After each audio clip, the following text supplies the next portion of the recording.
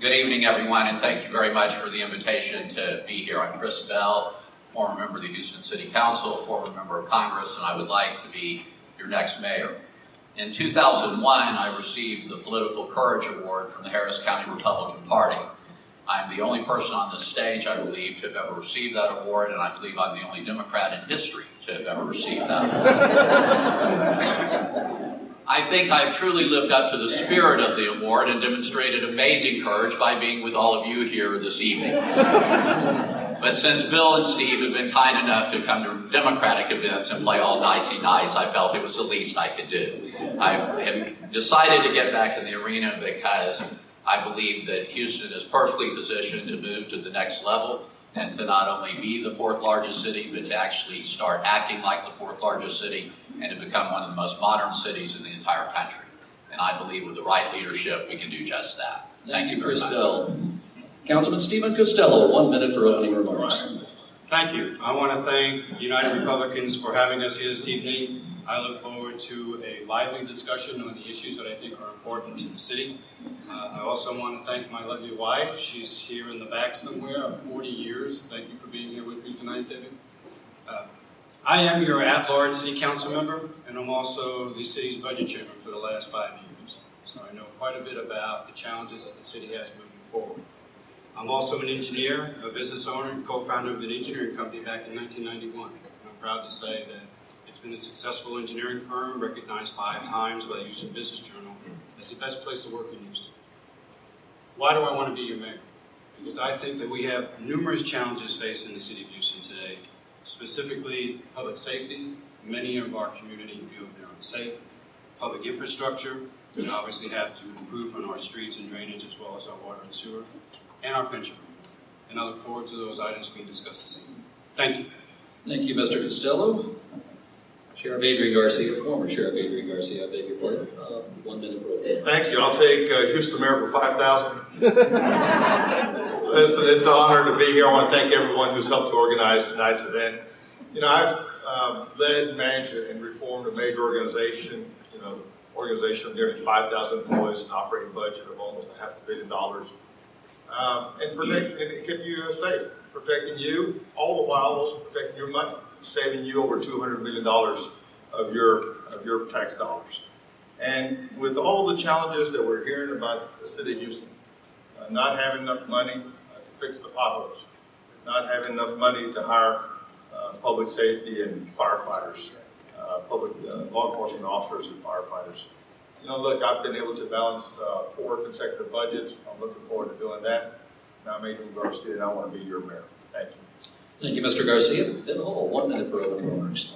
Thank you. Good evening. My name is Ben Hall. I'm the former city attorney from the city of Houston, and I proudly tell you I'm not a politician. I'm not a career politician. I'm a businessman with serious solutions for a great city. I can't be outdone by Stephen. I have to recognize my lovely wife of 34 years.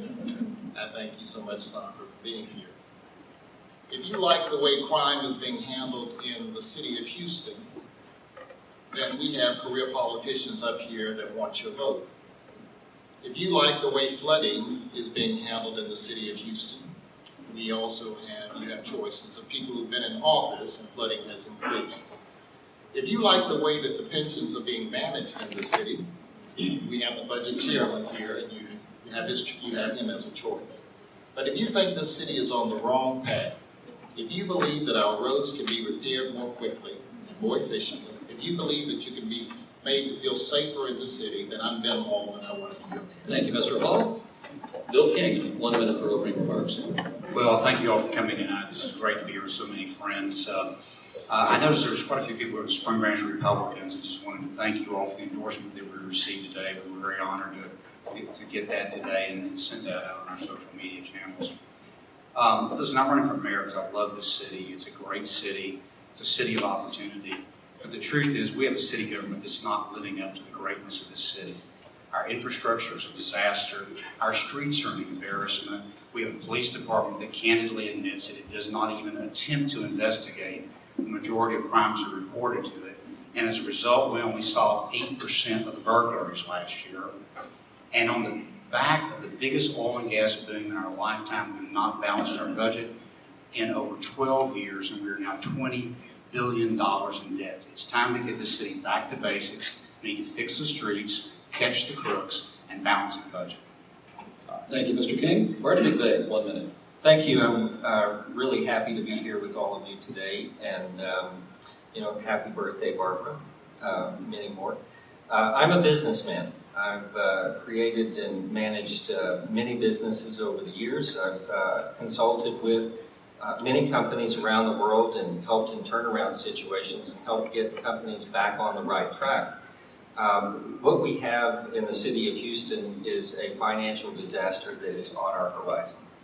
But that doesn't mean that it's the end of the world. The sky is not falling. We must manage our way through this crisis. The reason why we do not have adequate funding for streets and infrastructure projects is because the city just, quite frankly, doesn't have it.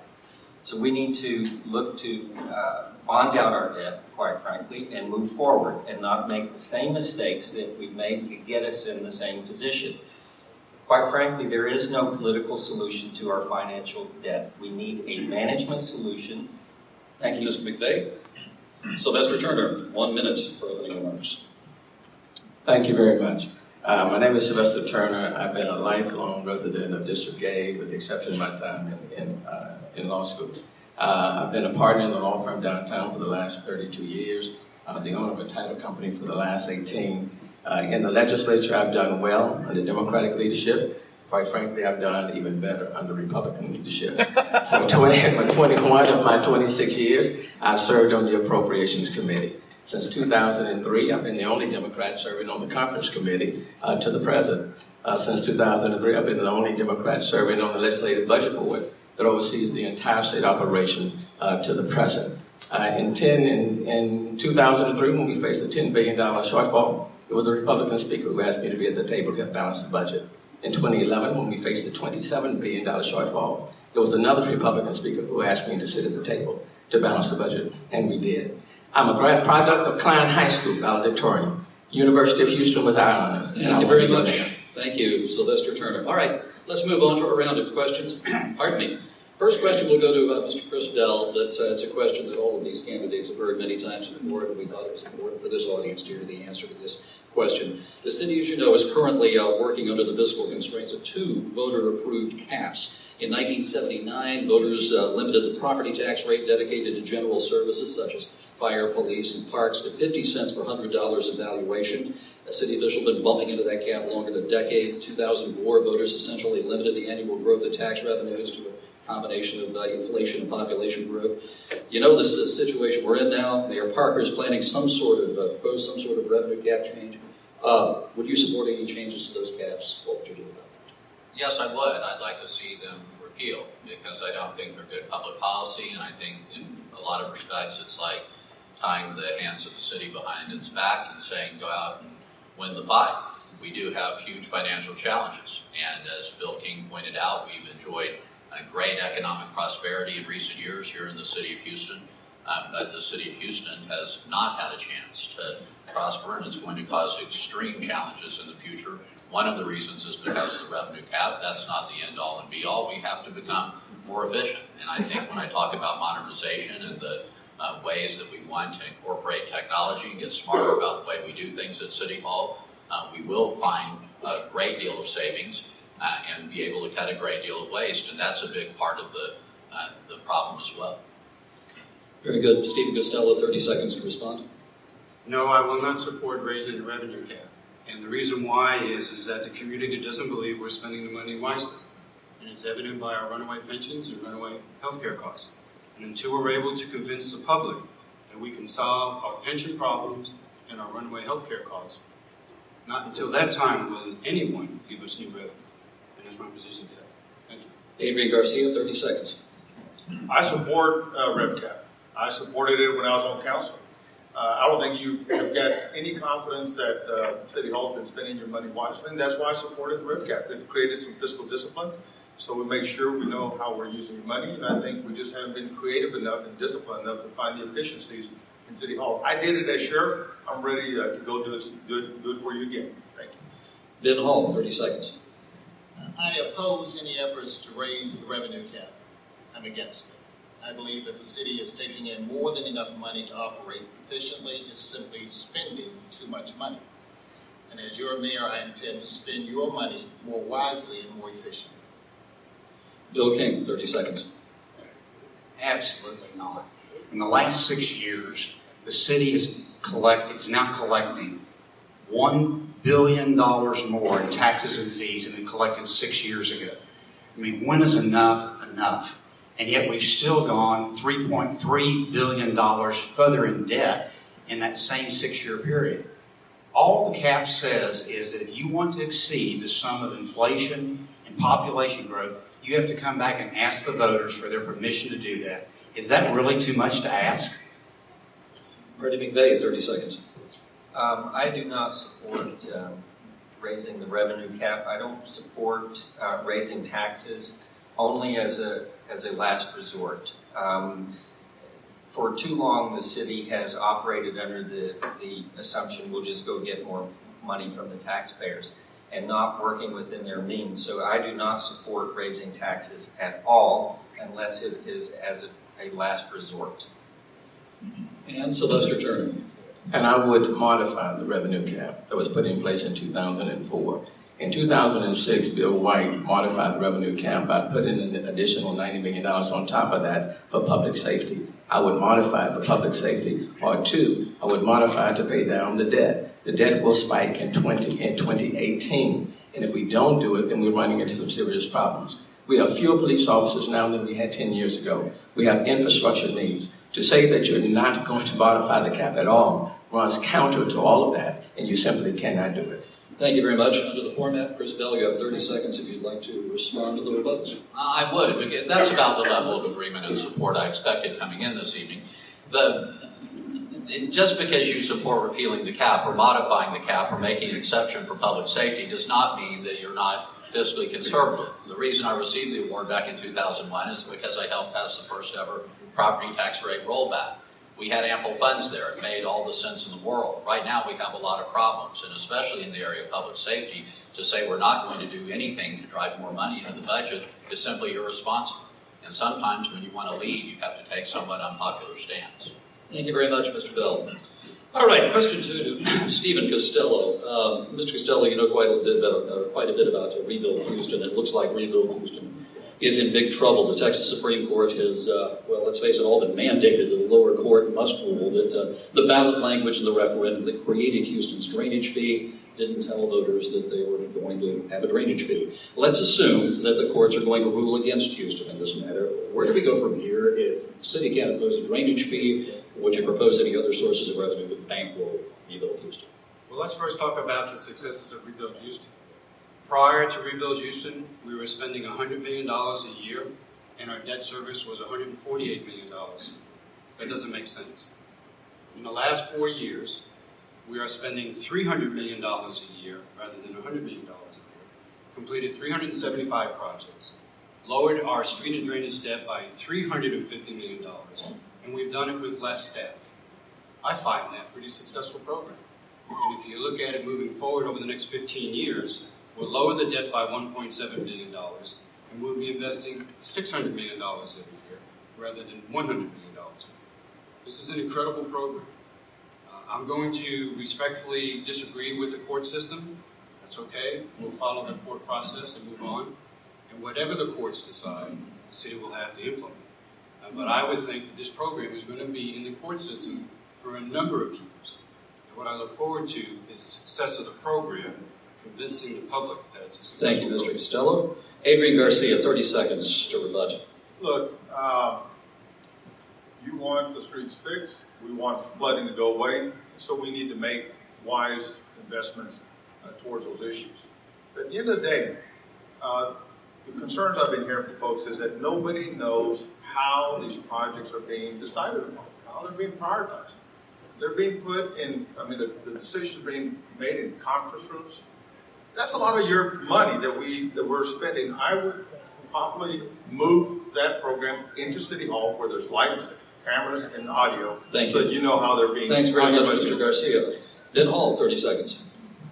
As a lawyer, I know that the Supreme Court's ruling is final as it relates to the Rebuild Houston proposition. It is dead for all intents and purposes, and I think that's a good thing. I think that the voters were misrepresented and misled in voting for that proposition. I opposed it before it was voted on, and I opposed it after it was implemented. There is a way to handle our drainage problems in our streets, and it's not through Rebuild Houston or by assessing an extra fee or tax on the taxpayers. I look forward to an opportunity when I have 1 minute to answer this question. All right, very good. Bill King, 30 seconds. I opposed Rebuild Houston when we voted on it. I'm still opposed to it. I love these numbers. Steve says we're now doing $300 million a project. You know how much money we collect on the drainage fee? $100 million. I'm not exactly sure how $100 million turns into $300 million, but this is the kind of BS that we've gotten on Rebuild Houston from day one. This is a failed program. All you've got to do is walk out here and look at our streets and see the conditions. Are they in better shape now than they were 5 years ago when we started this program? Very good. Marty McVeigh, 30 seconds. I think the idea of Rebuild Houston is a good one. I think where the problem is how it was allocated and how it was presented to the people of this city. I believe that going forward, that 30% needs to be allocated to the neighborhoods. We cannot have an effective system for Rebuild Houston unless we're building up neighborhoods. So I think that the idea is good, but it was seriously flawed in its execution by the city. Thank you. Sylvester Turner. The concept is good, but right now it's a line item in Public Works. It's not transparent. It was represented to be a dedicated fund for dedicated purposes, and now other employees are feeding off of it. You can't gain the public trust when it's like that. We do need a reliable, dependable funding source. I take this as an opportunity to come up with something much more constructive that will solve immediate, short-term as well as long-term projects. Chris Bell. It was sold to the public as a drainage fee. The individual sat in his garage and showed where the floodwaters had come, the high water marks. We need to know where the money's gone, and at the very least have an audit so that people will see where the money has been spent. When you hear reports that $3 million of those dollars have gone to a janitorial services contract, those aren't being spent on drainage. If they're going to salaries, those aren't being spent on drainage. People deserve to know where their money is being spent, and I'll make sure they do know when I'm mayor. Stephen Casella, 30 seconds for the last word. Thank you. Mr. King is obviously wrong because Rebuild Houston is actually 4 sources of money, not just a drainage user fee. In fact, this past year we got $120 million from Metro, $100 million in drainage fees, $50 million in the pay-as-you-go, reducing the debt, $40 million from the stormwater fund. This is a lockbox program that's designed to do street and drainage projects, and it's been successful, and I look forward to success moving forward. Thank you. All right, our third question goes to Adrian Garcia. Mr. Garcia, if you were elected mayor, arguably your most important appointment will be your decision as who will be your police chief. Who do you think has been the best Houston police chief of the last 35 years? Let's take it back to 36. We'll go back to Harry Caldwell, if you like, all the way through B.K. Johnson, Sam Nucci, Clarence Bradford, all the way up to Charles McClellan. Who was the best? You know, I think every one of our chiefs has been a phenomenal leader for their respective time. You know, Chief Caldwell led us through a tough time after we had the Moody Park riots and helped to create bridges and relationships with a community that felt disenfranchised after our horrible issue of abuse. And then you had Chief Bankston, and then you had Chief Bells, and then ultimately you had Lee Brown, who came in and instituted community-oriented policing, the concept that we're talking a lot about these days in regards to things that have happened in other parts of the country. Chief Nucci, one of the best guys I had the pleasure of working with. Had an incredible amount of respect for him and his tough leadership at a time when we needed tough leadership. Everybody's had, I think, something to contribute at the right time for the right reasons.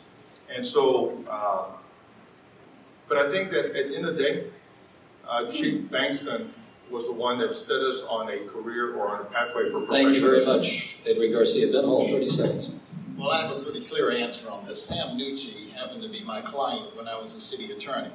And Sam was as forthright and straight on the law as any police chief ought to be. I think he was a great police chief for the city of Houston.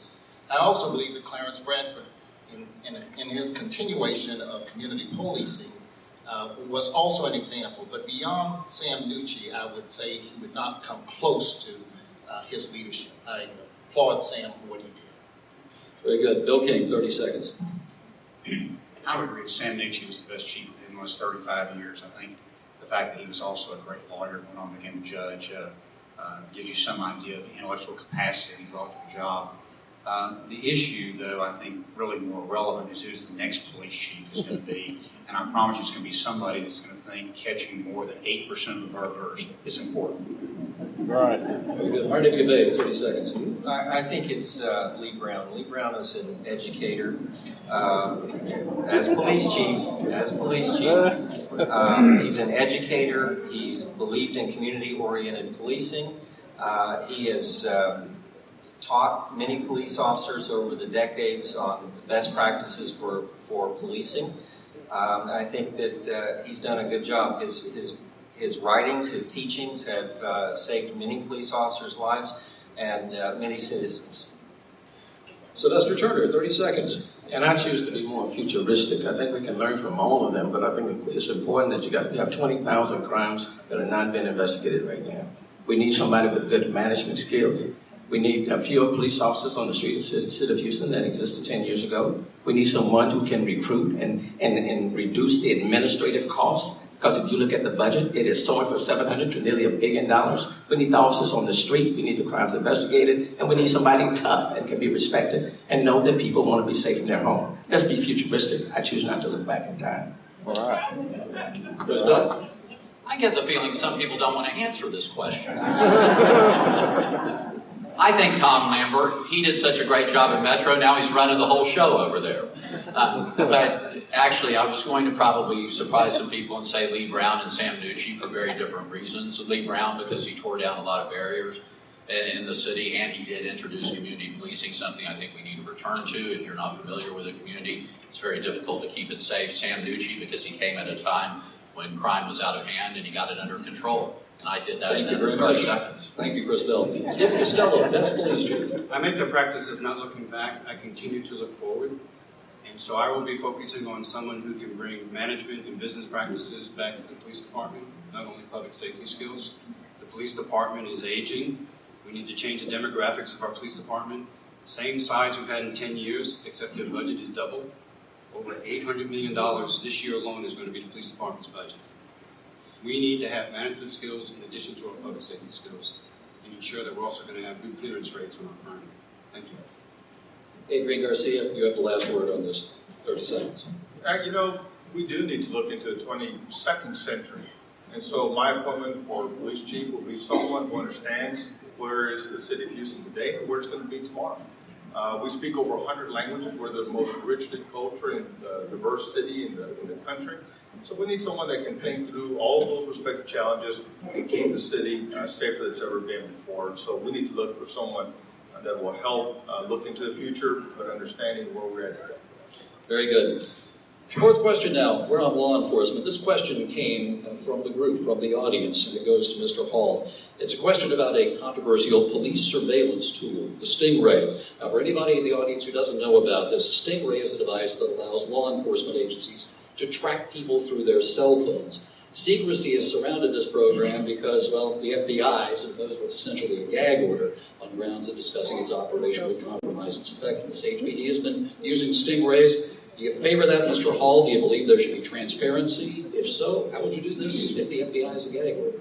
Well, fortunately, the FIFA court ruling by the Supreme Court actually resolves this question for us. There is an expectation of privacy as it relates to cell phones, and therefore that resolves the question. People do have a privacy right in their cell phone records and their cell phone use. And I do think that there are some better procedures in place in terms of the FIFA court and how the FIFA orders are being issued. But I do want to get back to a prior question. Stephen Casello, a friend of mine, commented on the lockbox and the drainage fee. Let's be clear that the rain tax was used to pay salaries of over 500 employees, to build bike trails, and also to give bonuses to city employees. When you voted on the drainage fee, you never were told that that's how that money would be utilized. And therefore, the drainage fee should be abandoned, and taxpayers told the truth about those funds. There is no lockbox. That's a slush fund for politicians. All right, the question was about stingrays. Bill King, 30 seconds.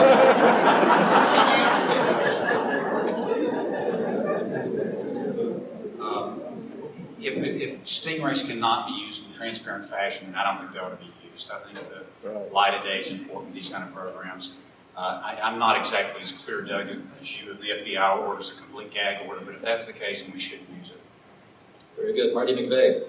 I agree with that. I certainly want to give law enforcement every tool necessary to protect us all. But there's something fundamentally wrong with not knowing who's on the other end of this technology and making sure that it's used appropriately and it's used for law enforcement purposes. So I would agree with the FBI's order. Sylvester Turner, stingrays. I want law enforcement to have the tools that they need, but I am also a big proponent on privacy rights. I think privacy rights are important and need to be protected, especially personal privacy rights. I wasn't a big fan of the red light cameras, and I'm not necessarily a big fan of anything that intrudes on privacy rights. Chris Bell, stingrays. All of us want to get serious about crime fighting here in Houston, but there are limits, as we have seen with what's happened with the NSC. Government can go too far, and this is one of those instances. I think, given what we saw after the tragic bombings in Boston, we have incredible surveillance and technology in this day and age that will suffice, and people don't need to be looking into our cell phones like that. Stephen Costello. I also support privacy rights, but I also want to be safe. In my walkings throughout the city, there are a number of our communities that just don't feel safe. There are a number of our communities that just don't trust public safety. And so we need to do a better job of earning the trust of the citizens in the city of Houston. And if it means that we don't use the Stingray device, then that's so be it, that's what we do. But I would like to make sure that we ensure safety throughout our entire community. Adrian Garcia. You know, the technology that's available to us, in spite of whatever the FBI gag order may be in place, technology comes under our Chief Judge cabinets. It comes under, and it's used under court orders. It's not just left in the hands for someone to decide whether they want to turn it on today and point it at somebody in this room that is not under a criminal investigation. So it's a delicate issue, but we need to understand that the privacy or the confidentiality of it is being protected for Thank purposes you very much. of it not being Ben Hall. 30 seconds, you have the final word.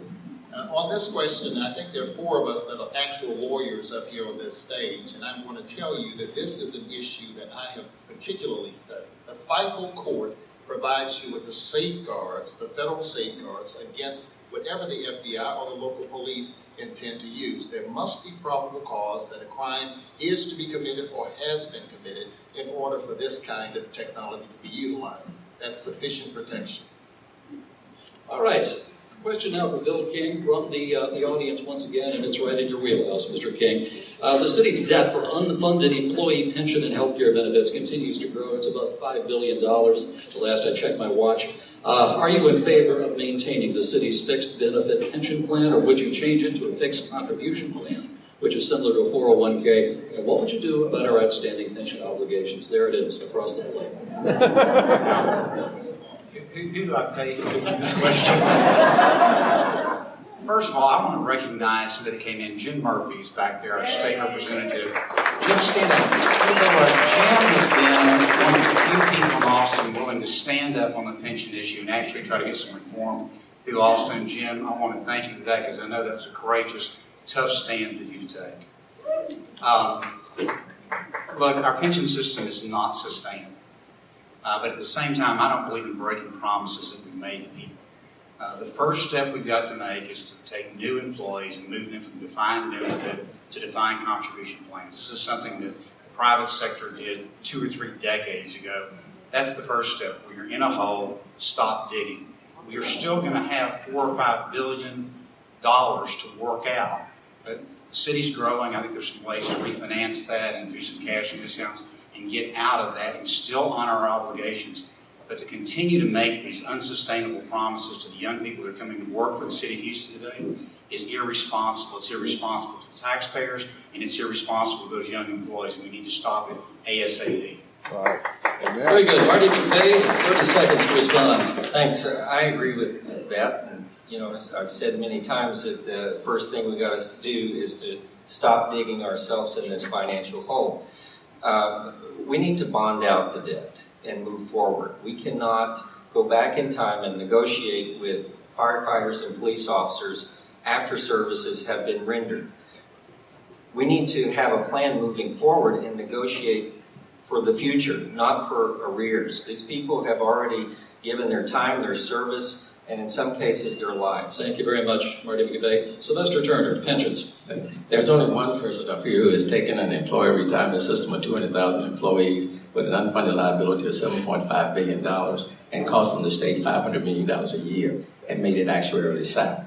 The governor just signed House Bill 9 with 3 authors, Otto, Dan Flynn over pensions, and Sylvester Turner. You're not paying the $500 million anymore. Employees are paying more. The state's paying more. And the funding agency has given the state 8 thumbs up. Only one person was taking that and made it actuarially sound. Chris Bell. We need to stop digging, but we also need to stop misleading, because the truth of the matter is the mayor is not in a position to cram a solution down the throats of the firefighters. The Houston Chronicle is exactly right when they say the next mayor is going to have to employ a large degree of diplomacy and try to get firefighters to the table, and certainly work with lawmakers like Mr. Murphy to get them to understand that this is not sustainable, and it's not. And I think people will begin to see the light, and hopefully we can work toward a solution, but we're not going to be able to force feed. Stephen Costello. Representative Murphy, thank you. I helped draft that bill that Representative Murphy carried to Austin for us on our behalf for local control. And I was the only person, elected official, that went to Austin and defended that bill before the Pensions Committee. If you remember anything before you leave today, is local control. We need the ability to define the benefit package and not leave it up to the politicians in Austin to regulate our pension systems. Local control. That's what you remember when you leave tonight. Adrian Garcia. I agree that local control is sorely needed, but also keeping in mind that promises made ought to be promises kept.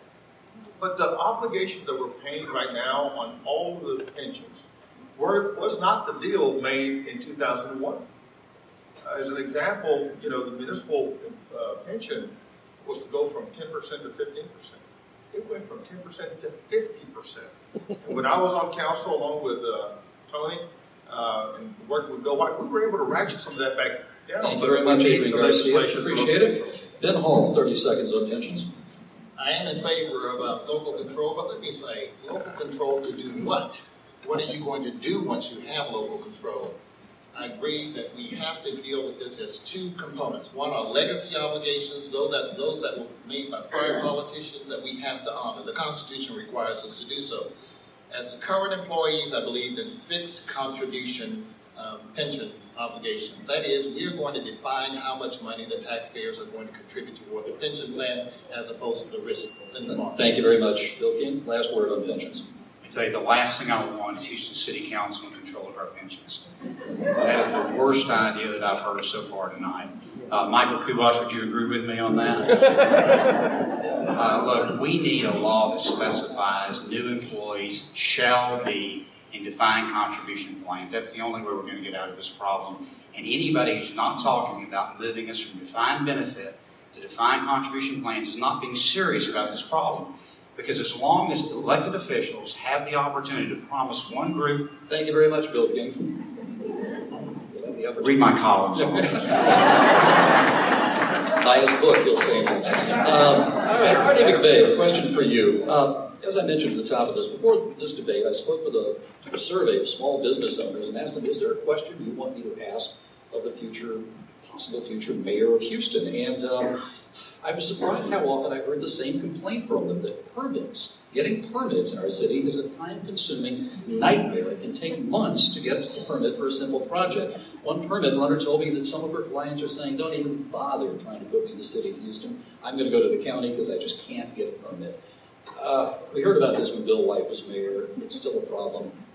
what should be done about the permit problem in Houston? Sure. Well, that's one of the biggest inefficiencies that exists in the city of Houston is the permitting process. If you are you need to obtain a permit, you're going to go down there, you're going to spend all day, and you're going to bounce from one person to another person, and then after you complete your work, you're going to be waiting for months to get someone to come out and look at the work before you can. If you're a business owner, that's going to eat into your future profits. What I have proposed is having one person assigned to one permit, and this would be throughout your permitting process. That would be efficient. It would save the city money. It would save the business owner money, and it would save you time.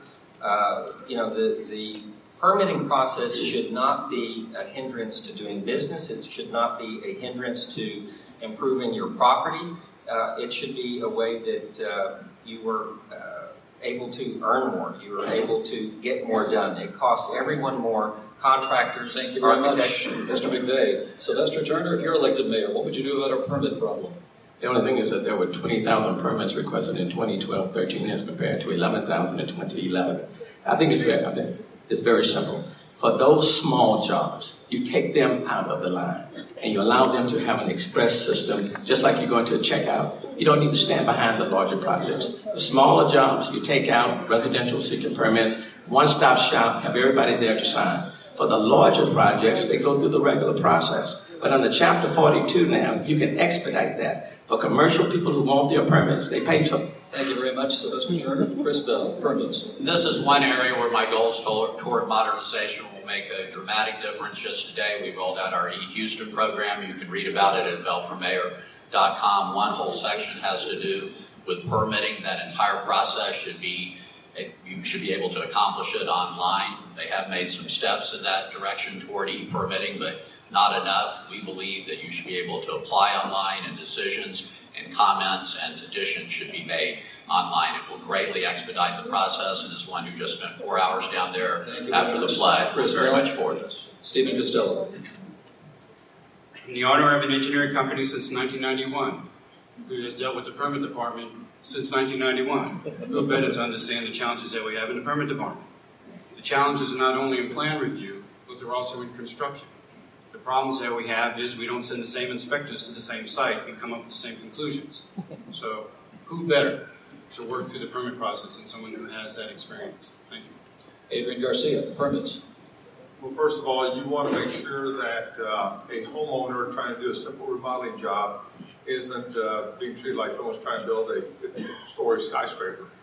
We need to make sure to support our engineers and our architects who are bonded, insured, licensed, and credentialed, and professionals at the job, and who have done work before in the city. That experience should account for something, and we should let them get their projects moving forward, so long as they comply with all those regulations and the codes provided by the city of Houston. Thank you, Adrian Garcia. Ben Hall. Each of the prior answers assumes that we have to keep the system the way it is, and we have to have some centralized permitting process. What about if we deliver permits at the local libraries? You go online, you submit your documents, you get your permit after it's been reviewed. How about that? Number two, what about the opportunity of having private enforcement of these ordinances? Those that are non-lethal, those conditions that are non-threatening to life, you can have private enforcement. Those persons who are working on the project can call it to the attention of the city if they see non-compliant behavior. I think that's Thank you very much, Ben Hall. Bill King, 30 seconds on permits. Look, issuing permits is not rocket science, right? This is a question of leadership. What we're doing is we're electing a CEO of a $5 billion corporation. And you've got to hire people and put them in place. And you put somebody in public works and you set a metric and say, I want this problem solved. And if they don't solve it in 6 months, you get rid of them and you put somebody else in there to do the job. That's what leadership is about, and that's what we need in our next mayor. Marty McVeigh, final word on permits. Right, and I want to expand a little bit on having one person and one permit. Certainly, one person is not going to be able to handle one, but they're going to handle a portfolio, and that's going to be the person that you're going to work with from the moment you enter into the system until you are out of it. That is efficient. That is a one-stop shop. That saves taxpayer money. That saves you money.